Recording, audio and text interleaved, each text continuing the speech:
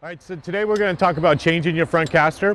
When you do change your front caster, you want to make sure you change the bearings too. When you get them from Vesco, they're going to come as a caster and bearing assembly. Also, if you go out and buy your own, you want to make sure that you're running the same size caster. This is a 72 mil, and the chair is set up for those casters, and you're toe in, toe out. So if you do change the size of that, it could affect the way your chair pushes down the court. So on taking the caster apart, it's a 1/2 inch wrench on each side, pull the nut out, and then once you get the nut out, you're gonna pull the bolt out. There's gonna be 2 washers in there. There's a spacer in between the bolt and the caster to keep the caster centered. So make sure you keep those spacers because they're gonna be going back in. So once you get that off, pull that caster out and then just reassemble it as you came. So just make sure that you have the spacers on both sides.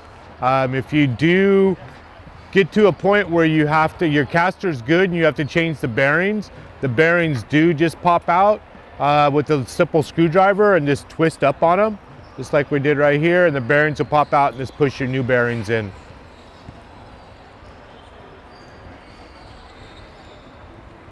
There is a little spacer in between the bearings.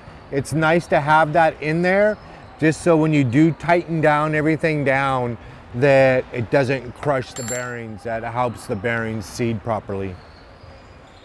You can see that he has the fork at an angle, and part of that just makes it easier to get the spacers back in. With the fork like this right here, it gets a little bit tricky trying to get that spacer in. You end up needing 3 hands. And there you go, you got a brand new caster on. Tighten it back up. Make sure when you do tighten it, even with those spacers in there, you want to make sure it spins freely. And because if you do over tighten it, it could spin, but spin really slow. So just back off the nut and make sure that you have a free spinning caster to maximize your speed.